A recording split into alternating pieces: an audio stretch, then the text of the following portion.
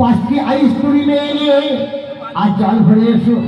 তাই দেখুন আজ মা সনিকা পুত্রের বিয়ের জন্য আজ কেমন ভাবে জল ভরতে যাচ্ছেন। আর শেষ কবি ক্ষমানন্দ দাস এই পাঁচখানি কেমন ভাবে রচনা করেছেন।